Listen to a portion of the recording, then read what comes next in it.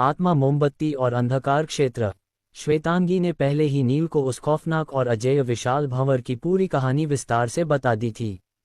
हालांकि अब तक के इतिहास में कोई भी इस भंवर को तोड़ने या इसके पार जाने में सफल नहीं हो पाया था, फिर भी नील अपनी जान की परवाह किए बिना बड़ी सहजता से इसके अंदर आ गया था। उसकी इस निडरता को देखकर श्वेतांगी स्वाभाविक रूप से भावुक हो गई थी। उसके मन में नील के लिए चिंता और प्रशंसा का एक अजीब सा मिश्रण उमड़ रहा था। लेकिन नील कोई मूर्ख या लापरवाह व्यक्ति नहीं था जो बिना सोचे समझे मौत के मुंह में कूद जाए। जैसे ही वो आगे बढ़ा, उसने अपने भीतर मौजूद एकादश से इस स्थिति के बारे में पूछ लिया था। एकादश का दृष्टिकोण बिल्कुल नील जैसा ही था। चूंकि वो अपने वास्तविक भौतिक शरीर के साथ इस रहस्यमय निर्वाण सागर में उतरा था, इसलिए उसे उन खतरों से डरने की कोई बात नहीं थी जो केवल देव आत्माओं के लिए प्राणघातक थे। इसके अलावा एकादश की अपनी देव आत्मा भी इस भंवर के भीतर फंस चुकी थी, इसलिए तकनीकी रूप से देखा जाए तो उसके पास आगे बढ़ने के अलावा और कोई चारा भी नहीं था। एकादश की अपनी कुछ गहरी अटकलें थीं। उसने अत्यंत गंभीर स्वर में नील को बताया कि यह भंवर कोई प्राकृतिक आपदा नहीं था जो हवा या पानी के दबाव से अचानक प्रकट हो गया हो, बल्कि इसे किसी बेहद शक्तिशाली अस्तित्व ने जानबूझकर यहाँ स्थापित किया था। एकादश की ये बातें सुनकर नील के मन में भय के बजाय और भी अधिक उत्सुकता जाग उठी।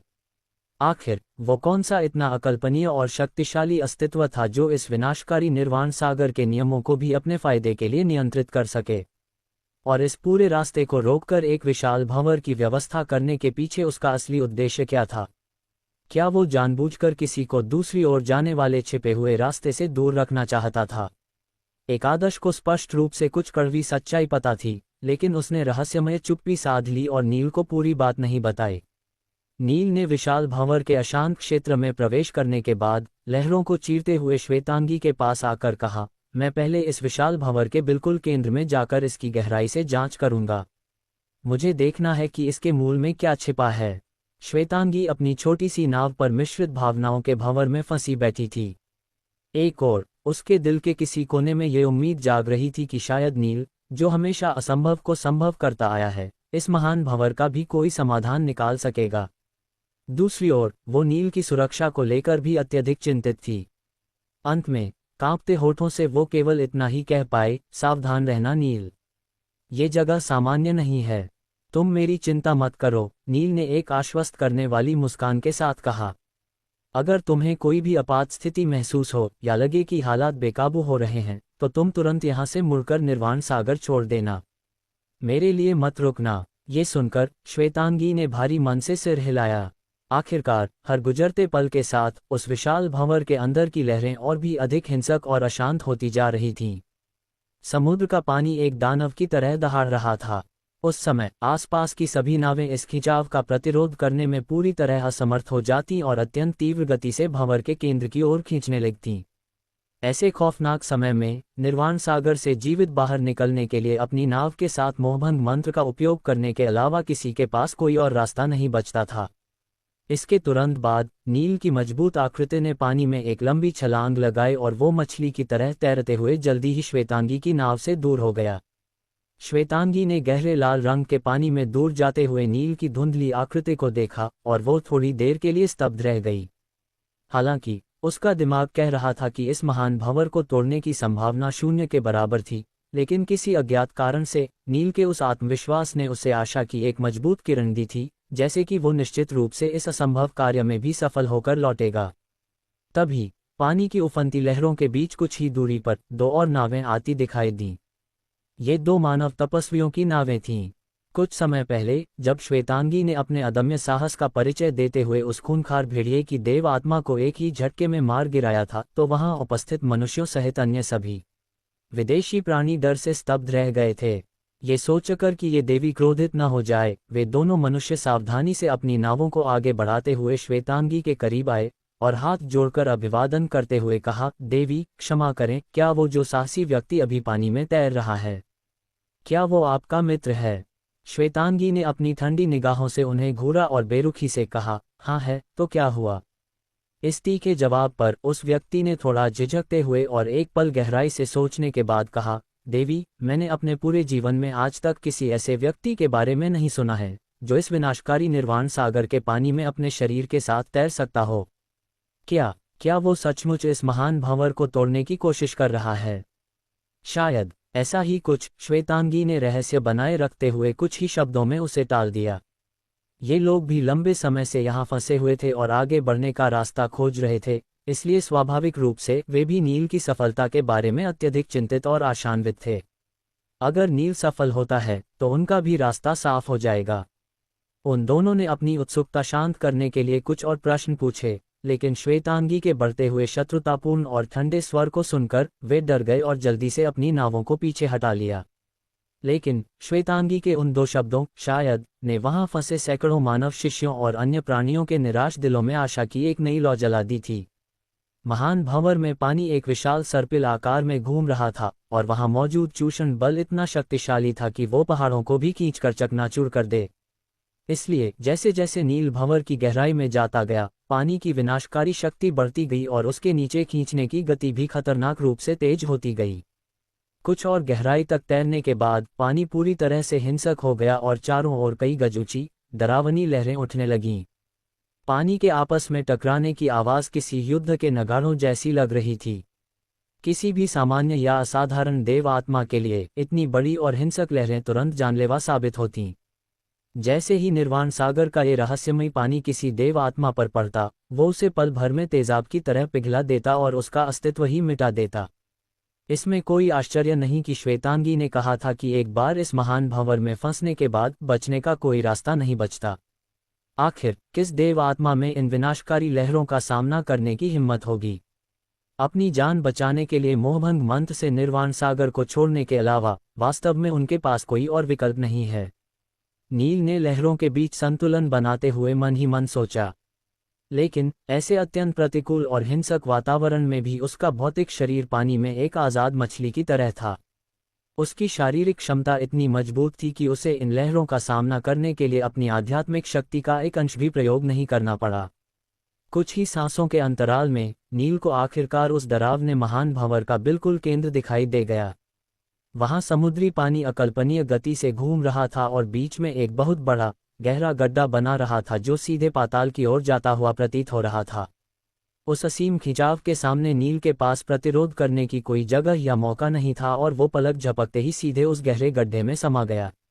अंधेरे में कुछ देर तेजी से नीचे डूबने के बाद अंततः उसके गिरने की गति रुक गई। नील ने अपनी शक्ति का उपयोग करके पानी के भीतर अपने शरीर को स्थिर किया और सतर्कता से चारों ओर देखा। तभी उसकी नज़र कुछ ही दूरी पर मौजूद एक बेहद अजीब दृश्य पर पड़ी। उसके ठीक सामने गहरे लाल रंग का पानी किसी प्रचंड बवंडर की तरह तेजी से घूम रहा था, जिसका आकार एक उल्टे शंकु जैसा था।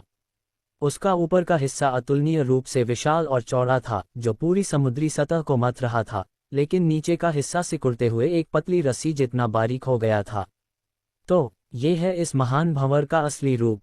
नील ने अपनी आंखें सिकोड़ते हुए तुरंत प्रतिक्रिया व्यक्त की। इस गहराई में गहरे लाल रंग के समुद्री पानी के कारण दृश्यता बहुत कम थी और वो अधिक दूर तक साफ नहीं देख पा रहा था। उसे बस इतना ही पता चल रहा था कि उस पतले होते बवंडर के बिल्कुल निचले सिरे पर समुद्र की असीम गहराई में एक बहुत ही हल्की सी चांदी जैसी रहस्यमयी चमक दिखाई दे रही है। नीचे नीचे जरूर कुछ छिपा है। ये महसूस करते ही नील बिना समय बर्बाद किए नीचे की ओर झुका और उस भयंकर दबाव को सहते हुए समुद्र की ओर भी अधिक गहराई में गोता लगाने लगा। कई सौ गज और नीचे गोता लगाने के बाद भी उसे उस घूमते हुए पानी के बवंडर का अंत दिखाई नहीं दे रहा था, लेकिन उसके ठीक सामने जो पानी का स्रोत था वो अब सिकुड़कर एक इंसान की उंगली जितना पतला हो चुका था। थोड़ी और गहराई में जाने के बाद नीचे से आ रही वो धुंधली चांदी की चमक अब और भी तेज और स्पष्ट हो गई। लेकिन जब नील तैरता हुआ उस चांदी जैसी चमक के बिल्कुल पास पहुंचा और उसने ध्यान से देखा कि उस जलस्रोत के बिल्कुल नीचे क्या है, तो आश्चर्य से उसकी पुतलियां अचानक थोड़ी सिकुड़ गईं। एक मोमबत्ती। नील के मुंह से बुदबुदाहट निकल गई। इस भयानक समुद्र की गहराई में जहां पानी का दबाव हड्डियों का चूरा बना दे, वहां हथेली के आकार की एक अजीब सी मोमबत्ती हवा में तैर रही थी।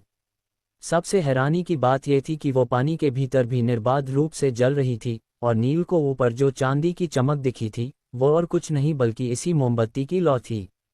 हालांकि नील अपनी शक्तियों का उपयोग करके समुद्र के पानी में भी ज्वाला जला सकता था, लेकिन ये कोई साधारण जगह नहीं थी। निर्वाण सागर का पानी कोई सामान्य पानी नहीं था। ये आत्माओं को निगल जाने वाला जल था। ऐसे में बिना किसी ऊर्जा स्रोत के इस साधारण सी दिखने वाली मोमबत्ती का लगातार जलना बहुत ही अजीब और रहस्यमयी था। उस विनाशकारी भंवर का सबसे निचला और पतला सिरा इस चांदी की लौ के ठीक ऊपर टिका हुआ था, जिसका सीधा सा अर्थ था कि ऊपर सतह पर तबाही मचाने वाला वो पूरा का पूरा महान भंवर केवल और केवल इसी एक मोमबत्ती द्वारा बनाया और नियंत्रित किया जा रहा था। सबसे महत्वपूर्ण बात जो नील समझ चुका था वो ये थी कि ये मोमबत्ती कोई प्राकृतिक वस्तु या खजाना नहीं थी जो यहाँ अपने आप पैदा हो गई हो। इसमें कोई शक नहीं कि ये विशाल भंवर पूरी तरह से मानव निर्मित है। किसी ने इसे यहाँ छुपाया है, नील ने उस जलती हुई मोमबत्ती को घूरते हुए गंभीरता से कहा। तभी उसके दिमाग में एक आदर्श की हंसी गूंजी। हे, लगता है इसे बनाने वाले लोग अच्छा खासा पैसा और संसाधन खर्च करने को तैयार थे। ये हमारे लिए बहुत अच्छी बात है, एक आदर्श ने अचानक एक लालची स्वर में कहा। ये सुनकर नील का दिमाग थोड़ा सा घूम गया। वो समझ नहीं पाया कि इस खतरे में एक आदर्श को क्या अच्छा लग रहा है। उसने भौहें सिकोड़ते हुए पूछा, तुम किसकी बात कर रहे हो? कौन लोग? ये एक खास लोगों का समूह है जिन्होंने ये जाल बिछाया है, लेकिन अभी तुम्हें इन सब के बारे में बताने का सही समय नहीं है। पहले इस चीज से निपटो, एक आदर्श ने बात टालते हुए उत्तर दिया। इसके बाद नील संभल कर कुछ गज और आगे बढ़ा और उस तैरती हुई मोमबत्ती के बिल्कुल पास पहुंचकर उसे अत्यधिक सतर्कता से देखने लगा। आखिरकार जिसने भी इतनी शक्तिशाली मोमबत्ती यहाँ रखी है, जिसने पूरे निर्वाण सागर को रोक रखा है, उसने इसकी सुरक्षा के लिए कोई न कोई भयंकर व्यवस्था जरूर की होगी। एक आदर्श के गंभीर स्वर से भी आसानी से अनुमान लगाया जा सकता था कि इसे यहाँ रखने वाला दूसरा पक्ष कोई सामान्य व्यक्ति या छोटा मोटा कबीला नहीं था। ऐसे में अगर वो आगे बढ़कर इस मोमबत्ती को नष्ट करना या उठाना चाहता था तो स्वाभाविक रूप से उसे बहुत सावधान रहना पड़ता। एक छोटी सी गलती भी उसकी जान ले सकती थी। ज्यादा चिंता मत करो नील, वे बनाने वाले कितने भी चतुर क्यों न हो, वे अपने सबसे बुरे सपने में भी कभी नहीं सोचेंगे कि कोई इंसान अपने भौतिक शरीर के साथ जीवित इस निर्वाण सागर की गहराई में प्रवेश कर सकता है। एक आदर्श ने स्थिति का विश्लेषण करते हुए नील का हौसला बढ़ाया। आखिरकार ये पूरे ब्रह्मांड में सर्वविदित सत्य था कि निर्वाण सागर में गिरने के बाद कोई भी देव आत्मा पल भर में राख हो जाएगी। इसलिए इसे बनाने वाले ने देव आत्माओं को रोकने के लिए जाल बिछाए होंगे, भौतिक शरीरों के लिए नहीं। इसीलिए वो नील की सुरक्षा के बारे में ज्यादा चिंतित नहीं था। इस पर विचार करने के बाद नील ने अपनी सांस रोकी और मोमबत्ती को पकड़ने के लिए अपना हाथ आगे बढ़ाया। लेकिन जैसे ही उसकी उंगलियों ने मोमबत्ती की सतह को छुआ, वहां से एक अदृश्य और बेहद शक्तिशाली प्रतिरोधी शक्ति उत्पन्न हुई जिसने झटके से उसका हाथ दूर धकेल दिया। उसी क्षण मोमबत्ती के चारों ओर अचानक एक चमकदार हरी रोशनी प्रकट हुई। ये रोशनी तेजी से मोमबत्ती के चारों ओर चक्कर लगाने लगी और देखते ही देखते 4 अलग अलग गेंदों में बढ़ गई। उनकी सतह पानी के भीतर लगातार अपना रूप बदल रही थी, जैसे कोई तरल धातु आकार ले रही हो, और जल्द ही वे 4 भयानक मानव आकृति के बराबर बड़े चमगादड़ों में बदल गए। उन विशाल चमगादड़ों की आंखों से एक अजीब सी हरी चमक निकल रही थी। उनमें एक बेहद मजबूत आत्मिक शक्ति के साथ साथ मौत का एक विशेष वास्तविक अर्थ भी छिपा हुआ था। इस अचानक हुई असामान्यता के क्षण में नील किसी भी खतरे को भांपते हुए तेजी से पानी में पीछे हटने लगा। ये चमगादड़ भी देव आत्माएं हैं? नहीं, रुको, ये साधारण देव आत्माओं से कहीं अधिक शक्तिशाली और घनीभूत हैं। जब वो अपने दिमाग में इस निष्कर्ष पर पहुंचा तो वो भी थोड़ा उलझन में पड़ गया। आखिरकार निर्वाण सागर का नियम था कि यहाँ गिरने के बाद कोई भी देव आत्मा तुरंत विलीन हो जाती। फिर ये चमगादड़ यहाँ इतनी गहराई में जीवित और इतने शक्तिशाली कैसे थे? क्या ये मोमबत्ती उन्हें बचा रही थी? लेकिन अभी इन गहरे सवालों पर खड़े होकर सोचने का समय नहीं था। अचानक उन चारों विशाल चमगादड़ों ने एक साथ अपने चौड़े झिल्लीदार पंख फैलाए, एक भयानक चीख निकाली जो पानी में भी गूंज गई और सीधे नील की ओर झपट पड़े। हुश हुश! पानी को चीरते हुए उनके आने की आवाज भयानक थी। उन हरे चमगादड़ों की पानी के भीतर गति नील की कल्पना से कहीं अधिक तेज थी। वे किसी हरे तीर की तरह आ रहे थे और सनकरे पानी में बचने का कोई रास्ता नहीं था। पलक झपकते ही उनमें से एक हरा चमगादड़ नील के बिल्कुल सामने आ गया और अपना बड़ा सा मुंह खोलकर अपने लंबे और नुकीले दांतों से नील के सिर पर सीधा काटने की कोशिश करने लगा। बिल्कुल अंतिम समय पर नील ने अपना सिर थोड़ा सा झुकाया। चमगादड़ का निशाना चूक गया और उसने नील के सिर की बजाय उसके कंधे पर अपने दांत गड़ा दिए। लेकिन अगले ही पल वे भयानक दिखने वाले नुकीले दांत उतने शक्तिशाली साबित नहीं हुए जितना नील ने उन्हें देखकर सोचा था।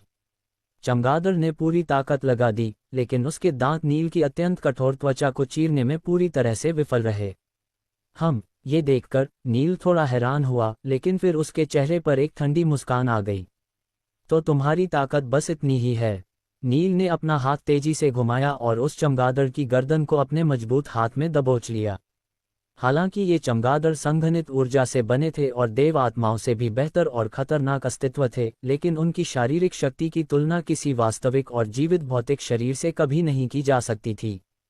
खासकर नील का वो शरीर जिसे अनगिनत लड़ाइयों और विपत्तियों में सैकड़ों बार आग और बर्फ में तपाया गया था। नील ने अपने हाथों की मांसपेशियों में अचानक बल लगाया और एक झटके के साथ उसने उस संघर्ष करते चमगादड़ को बेरहमी से 2 टुकड़ों में फाड़ दिया। लेकिन नील की हैरानी का तब ठिकाना नहीं रहा जब वो टूटा हुआ चमगादड़ मरने के बजाय जल्दी ही प्रकाश की 2 हरी गेंदों में वापस बदल गया।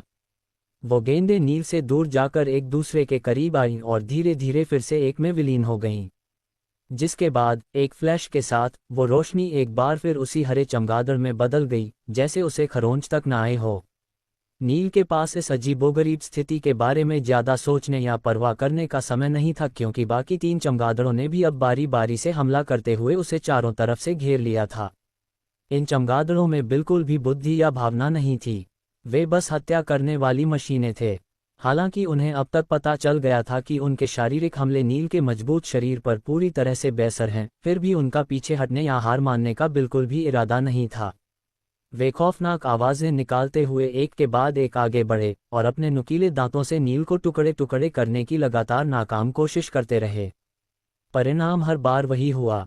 नील ने बिना किसी घबराहट के अपने हाथों का इस्तेमाल किया और उन्हें आते ही आसानी से 2 टुकड़ों में काट दिया, जिसके बाद वे फिर से हरे रंग की गेंदों में बदल जाते और फिर से जुड़ जाते। क्या ये मजाक है? क्या इन चमगादड़ों को बिल्कुल भी नहीं मारा जा सकता? नील थोड़ा परेशान होने लगा। हालांकि नील इन चमगादड़ों द्वारा काटे जाने से बिल्कुल नहीं डरता था, क्योंकि वे उसकी त्वचा भी नहीं भेद सकते थे, लेकिन ये चमगादड़ अमर प्रतीत हो रहे थे जो बार बार लौट आते थे, जिससे नील को अब सचमुच सिरदर्द होने लगा था। ये लड़ाई कभी खत्म न होने वाली लग रही थी। वे कैसे नहीं मारे जा सकते? जरा उनके आकार को करीब से ध्यान देकर देखो नील। तभी एकादश की शांत आवाज ने उसे याद दिलाया। इस हिंट पर नील ने अगली बार जब चमगादड़ पुनर्जीवित हुए तो उन्हें ध्यान से देखा। उसकी आंखें चमक उठी जब उसने पाया कि वे चमगादड़ अब अपने पहले वाले आकार से स्पष्ट रूप से छोटे हो गए थे। इस दृश्य को देखते ही नील तुरंत समझ गया कि इन चमगादड़ों को जो बिना किसी कीमत के बार बार पुनर्जन्म मिल रहा था वो मुफ्त नहीं था। हर बार जब वे कटकर पुनर्जीवित होते तो उस प्रक्रिया में उनकी संचित आत्मिक शक्ति तेजी से कम हो जाती थी, जिससे उनका आकार सिकुड़ रहा था। यह एहसास होते ही नील के लिए चीजें बहुत सरल हो गईं। अब उसे भागने की जरूरत नहीं थी। तभी नील जानबूझकर आगे बढ़ा और उसने उन चमगादड़ों को एक के बाद एक खुद पर बेतहाशा हमला करने की खुली छूट दे दी। जब भी कोई चमगादड़ फड़फड़ाता हुआ उसके करीब आता तो वो बस अपने हाथों की एक धारदार गति से उसे बीच से 2 टुकड़ों में काट देता। पानी में लगातार प्रकाश की गेंदें बनती और बिगड़ती रहीं। आधे प्रहर से भी कम समय के लगातार संहार के बाद वे चमगादड़, जो शुरुआत में एक व्यक्ति की ऊंचाई जितने विशाल थे, अब कट कट कर घटकर केवल मुट्ठी के आकार के रह गए थे। वे अब किसी हानिरहित कीड़े जैसे लग रहे थे। शायद उनकी आत्मिक शक्ति की भारी कमी के कारण अब उनके वापस संघनित होने की गति भी बेहद धीमी और कमजोर हो गई थी। अंत में जब नील ने उन्हें आखिरी बार काटा तो वो हरी रोशनी फिर से संघनित नहीं हो सकी। वो कुछ देर पानी में टिमटिमाए और फिर पूरी तरह से निर्वाण सागर के अनंत पानी में विलीन होकर हमेशा के लिए शांत हो गई। क्या तुमने नहीं कहा था कि इस मोमबत्ती के लिए कोई सुरक्षा व्यवस्था नहीं होगी? नील ने राहत की सांस लेते हुए मजाकिया लहजे में एकादश से पूछा। इस पर एकादश ने मंद मंद मुस्कुराते हुए जवाब दिया, मेरे कहने का मतलब था कि तुम्हारे शरीर के लिए कोई खतरा नहीं होगा। लेकिन सोचो, अगर वे लोग जिन्होंने इसे यहाँ रखा है सचमुच स्वयं यहाँ मौजूद होते तो मुझे डर है कि अब तक तुम लड़ते लड़ते राख में बदल गए होते। इन ऊर्जा वाले चमगादड़ों को यहाँ केवल निर्वाण सागर में भटकने वाले उन अज्ञानी प्राणियों और देव आत्माओं के खिलाफ पहरा देने के लिए रखा गया होगा। उनके लिए ये चमगादड़ यमराज से कम नहीं हैं। ये स्पष्टीकरण सुनकर नील ने सहमति में सिर हिलाया। वो समझ गया कि एकादश सही कह रहा था। उन जिद्दी चमगादड़ों से पूरी तरह निपटने के बाद नील फिर से तैरता हुआ उस रहस्यमयी मोमबत्ती के पास पहुंचा। इस बार बिना किसी बाधा के जब उसने मजबूती से मोमबत्ती को अपने हाथ में पकड़ा तो मोमबत्ती के ऊपर जल रही वो चांदी की लौ अचानक तेजी से फड़फड़ा उठी, और उसी के प्रभाव से उसके ठीक ऊपर स्थित वो विशाल पानी का भंवर भी उसके हाथ के हिलने के साथ साथ खतरनाक तरीके से हिलने लगा। उसी समय सतह पर संपूर्ण विशाल भंवर की स्थिति भी अप्रत्याशित रूप से बदलने लगी। सतह पर जब वो स्थिर भंवर अचानक एक दिशा में थोड़ा सा हिला तो अपनी नाव पर बैठी श्वेतांगी का चेहरा आश्चर्य से थोड़ा सा जम गया। अरे, ये क्या हो रहा है? ये भंवर तो हिल रहा है। उसने अपनी आंखों पर अविश्वास करते हुए बुदबुदाया। आसपास मौजूद अन्य लोगों और प्राणियों ने भी तुरंत इस अजीब बदलाव पर ध्यान दिया। उनके चेहरों पर खौफ और हैरानी के भाव थे। हे भगवान, भंवर वास्तव में अपनी जगह से कुछ गज आगे बढ़ गया है। एक आदमी चिल्लाया, ये असंभव है। निर्वाण सागर का ये नियम है कि एक बार भंवर बन गया तो वो अपनी जगह पर हमेशा के लिए स्थिर हो जाता है। एक बूढ़े तपस्वी ने कांपती आवाज में कहा, मैंने अपने पूरे जीवन में, यहाँ तक कि प्राचीन ग्रंथों में भी कभी भंवर के इस तरह हिलने या अपनी जगह बदलने के बारे में नहीं सुना। यह अकल्पनीय दृश्य देखकर वहां फंसी हुई विभिन्न विदेशी जातियों की नौकाओं पर से भी अजीब सी चीखें और शोरगुल उठने लगा। वे सभी घबराए हुए इस अभूतपूर्व घटना पर जोर शोर से चर्चा कर रहे थे। क्या ये सब पानी के भीतर नील के कारण हो सकता है?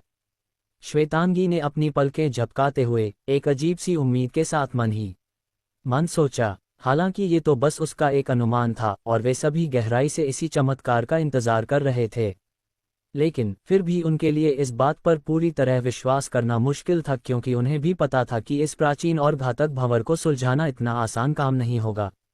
नीचे गहरी पानी की दुनिया में नील ने मोमबत्ती को मजबूती से पकड़ी रखा और वो ऊपर की ओर तैरने लगा। जैसे जैसे वो पानी में आगे बढ़ता, वो डरावना पानी का भंवर भी एक पालतू जानवर की तरह उसके साथ साथ आगे पीछे चलने लगा। कुछ देर स्थिति को समझने और सोचने के बाद नील ने अपनी उंगली बढ़ाई और बिना किसी डर के उस चांदी की रहस्यमयी लौ को अपनी चुटकी में दबाकर बुझा दिया। चुटकी बजते ही चमत्कार हो गया। जैसे ही उसने लौ को बुझाया, वो खौफनाक पानी का भंवर जो पूरे सागर को मथ रहा था, बिना कोई निशान छोड़े ऐसे गायब हो गया जैसे वो वहां कभी था ही नहीं। और भंवर का वो केंद्र जो कुछ देर पहले तक पाताल की तरह उन्मत्तता से उमड़ रहा था, वो भी धीरे धीरे पूरी तरह से शांत हो गया। सतह पर मौजूद श्वेतांगी और बाकी डरे हुए लोगों ने अवाक होकर देखा कि भंवर के कारण बनी जल प्रवाह की वो खतरनाक विभाजन रेखा अब तेजी से समतल हो रही थी। वो बाहरी दुनिया के सामान्य जल प्रवाह के साथ शांति से विलीन हो रही थी और आखिरकार पूरी तरह से गायब हो गई। रास्ता अब बिल्कुल साफ था। वो विशाल भंवर सचमुच गायब हो गया। किसी ने खुशी से चीखते हुए कहा, मुझे आगे जाकर कोशिश करने दो। तुरंत ही भीड़ में से किसी साहसी व्यक्ति ने अपनी नाव को तेजी से आगे बढ़ा दिया, और वहां मौजूद सभी की चौकस और डरी हुई निगाहों के सामने उसकी नाव बिना किसी अदृश्य रुकावट या खिंचाव के सुरक्षित रूप से उस क्षेत्र के बाहर निकल गई। हा, हम बच गए, रास्ता खुल गया। वो आदमी पागलों की तरह हंसने लगा। इसी के साथ खुशी और राहत के ठहाकों के बीच वहां फंसे बाकी सभी लोग भी अपनी अपनी नौकाओं को लेकर पूरी गति से उसके पीछे पीछे उस क्षेत्र को पार करने लगे। इन लोगों की नज़र में इस विशाल भंवर के सामने फंसना किसी लाइलाज और घातक बीमारी से पीड़ित होने के समान था, जहां बचने की कोई उम्मीद नहीं थी और उनके भविष्य की सभी संभावनाएं अंधकार में नष्ट हो जाती थीं। लेकिन उन्होंने अपने सबसे बेतहाशा सपनों में भी ये उम्मीद नहीं की थी कि ये अजेय लगने वाला विशाल भंवर इतने कम समय में इतनी आसानी से प्राकृतिक रूप से गायब हो जाएगा। बहुत से लोगों के लिए इस बात पर विश्वास करना अब भी मुश्किल था कि ये कैसे हुआ। दूसरी ओर इस पूरे शोरगुल के बीच श्वेतांगी असामान्य रूप से शांत बैठी थी। उसके खूबसूरत चेहरे पर राहत की एक हल्की और गर्वित मुस्कान थी। अभी कुछ देर पहले तक वो तनाव में ये सोच रही थी कि अगर कुछ गलत हो गया तो वो अपनी मोहिनी मासी को कैसे मुंह दिखाएगी और क्या समझाएगी। लेकिन अब नील के कारण ये संकट इतनी आसानी से हल हो गया था। कोई आश्चर्य नहीं कि मेरी दादी ने किसी के भौतिक शरीर के साथ इस निर्वाण सागर में प्रवेश करने को इतना अधिक महत्व दिया था। भौतिक शरीर वास्तव में इन सीमाओं को तोड़ सकता है। अभी वो शांत भाव से इसी बारे में सोच रही थी कि तभी पानी की एक जोरदार लहर के साथ नील का सुगठित शरीर तेजी से समुद्र तल से बाहर आ गया और उसने एक लंबी सांस ली। ये देखकर श्वेतांगी तुरंत अपनी नाव के किनारे झुक गई और वो नील को बहुत ही ध्यान से देखने लगी। वो अच्छी तरह जानती थी कि इस दूरी से नील के धुंधले चेहरे को साफ साफ देख पाना असंभव है, फिर भी उसकी आंखें नील को ही खोज रही थीं। तुम आ गए, क्या ये सब बहुत आसान था? श्वेतांगी ने अपनी उत्सुकता को न छुपाते हुए पूछा। ये वास्तव में मेरी उम्मीद से कहीं अधिक आसान निकला, नील ने चेहरे से पानी पोंछते हुए हल्के से मुस्कुराकर कहा, और फिर एक छपाक की आवाज के साथ उसने अपना दाहिना हाथ पानी से बाहर निकाला। उसकी मुट्ठी में वही रहस्यमयी मोमबत्ती कसकर पकड़ी हुई थी। ये क्या है, कोई कलाकृति? श्वेतांगी ने उस बुझी हुई मोमबत्ती को घूरते हुए पूछा। नील ने मोमबत्ती पर लगे निर्वाण सागर के पानी को झटके से झाड़ दिया और उसे श्वेतांगी की नाव पर फेंकते हुए कहा, इसे संभालो। वो जो डरावना विशाल भंवर था न, वो इसी एक छोटी सी मोमबत्ती के कारण बना हुआ था। ये चौंकाने वाला सच सुनकर श्वेतांगी की आंखें हैरानी से चमक उठीं और उसने नीचे झुककर उस मोमबत्ती को बहुत ही ध्यान से देखा। आखिर किसने सपने में भी सोचा होगा कि इतने सालों से इतने सारे शक्तिशाली लोगों को कैद करने वाला और उनकी जान लेने वाला वो महान भंवर केवल उसके हाथ में मौजूद इस साधारण सी दिखने वाली मोमबत्ती की वजह से था। जैसे ही वो उस कलाकृति को गौर से देख रही थी, आगे बढ़ चुकी कुछ नावें अचानक वापस लौट आईं। जब उन नावों पर सवार लोगों ने नील को पानी से बाहर निकलते देखा तो उन्होंने तुरंत अनुमान लगा लिया होगा कि उस अजेय विशाल भंवर का रातों रात गायब होना कोई प्राकृतिक चमत्कार नहीं, बल्कि पूरी तरह से इसी अजनबी की वजह से हुआ था। इसलिए उन्होंने कृतज्ञता जताते हुए अपनी नावों से नील को घेर लिया और जोर जोर से उसे धन्यवाद देने लगे। लेकिन केवल धन्यवाद देने के अलावा इन चालाक लोगों के मन में एक और गहरा उद्देश्य छिपा था। वे जान गए थे कि ये व्यक्ति कोई साधारण इंसान नहीं है और वे भविष्य के फायदे के लिए इस शक्तिशाली अजनबी से मित्रता करना चाहते थे। हे महान उपकारक, मैं रक्त पर्वत संप्रदाय का एक मुख्य शिष्य हूँ। आपने हमारे प्राण बचाए हैं। मैं आपको किस नाम से संबोधित करूं? एक ने हाथ जोड़कर कहा।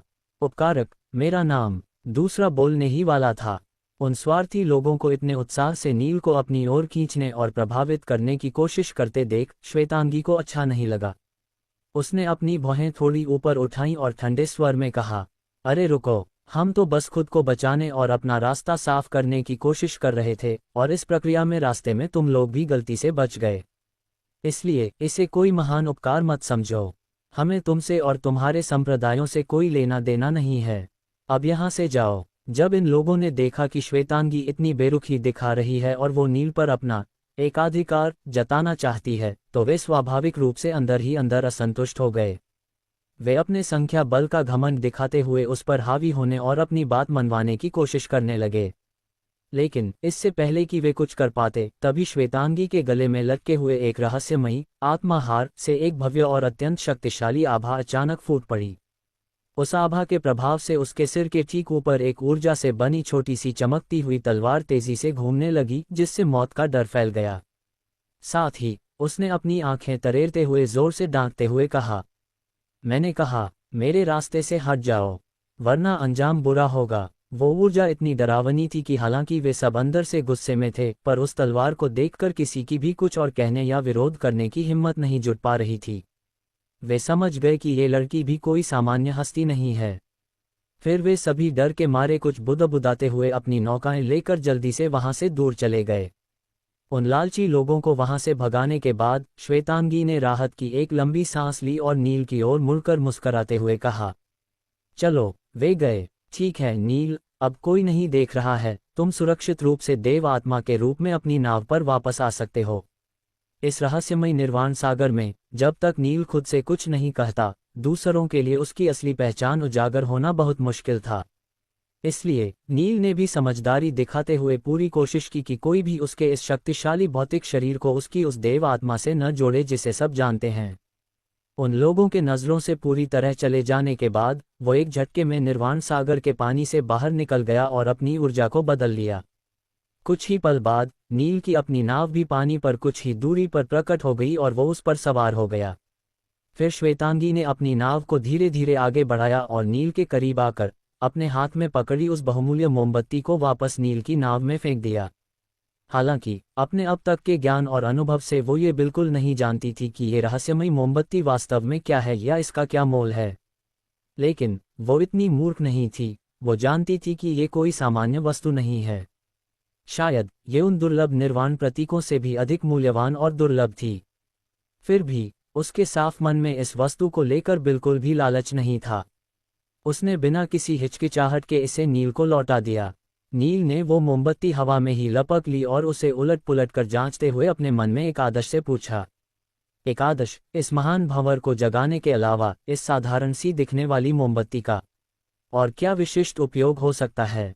हे, साधारण, तुम इस मोमबत्ती को बहुत ही कम आंक रहे हो नील।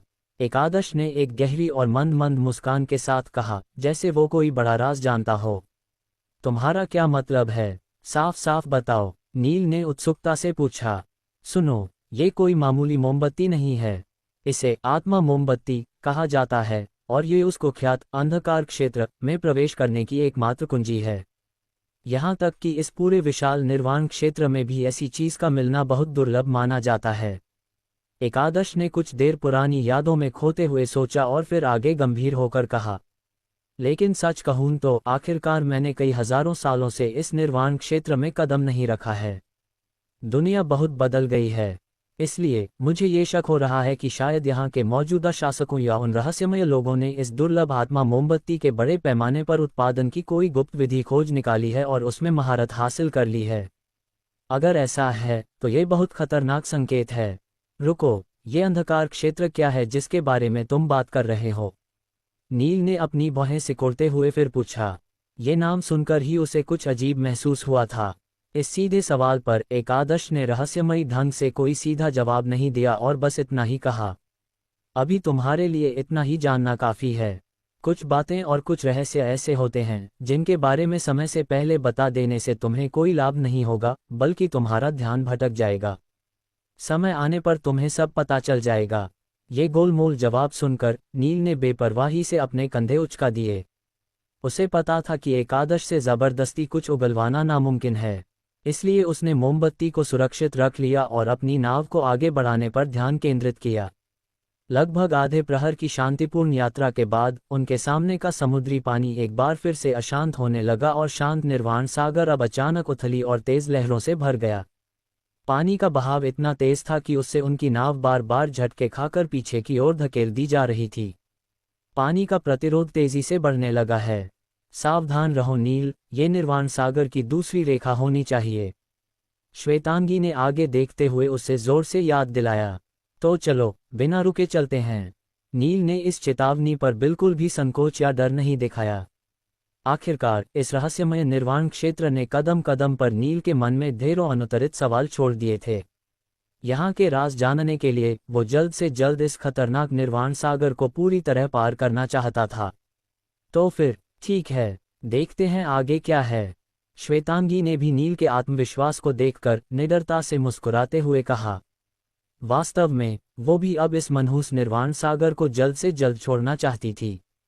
वो बाहर जाकर अपने चचेरे भाई को इस अविश्वसनीय घटना और नील के कारनामों के बारे में विस्तार से बताना चाहती थी। उसके मन में एक शरारती विचार आ रहा था। वो सोच रही थी कि जब उसके चचेरे भाई, उसकी सख्त काकी और काका को ये चौंकाने वाली सूचना मिलेगी कि कैसे एक बाहरी व्यक्ति ने अपनी ताकत से महान भंवर को नष्ट कर दिया, तो उनके चेहरों पर किस तरह का अवाक और हैरान कर देने वाला भाव होगा। ये सोचकर ही उसे मजा आ रहा था। अभी वो ख्यालों में खोकर इस मज़ेदार दृश्य की कल्पना कर ही रही थी कि तभी अचानक उसे निर्वाण सागर का एक भयंकर और अदृश्य दबाव अपने ऊपर महसूस हुआ। ये दबाव इतना तेज था कि उसकी नाव भी पानी पर अपना नियंत्रण खोकर लगातार झटके खाते हुए हिलने लगी। श्वेतांगी, नाव संभालो और शांत हो जाओ। तुम इस वक्त क्या सोच रही हो? नील की आवाज ने उसे ख्यालों से बाहर खींचा।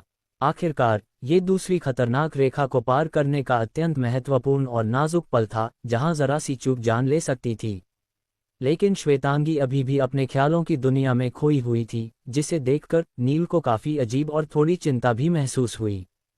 तो क्या होगा इस खतरनाक यात्रा में आगे? क्या नील और श्वेतांगी सुरक्षित रूप से दूसरी रेखा को पार कर पाएंगे या निर्वाण सागर का कोई नया रहस्य उन्हें निगल लेगा?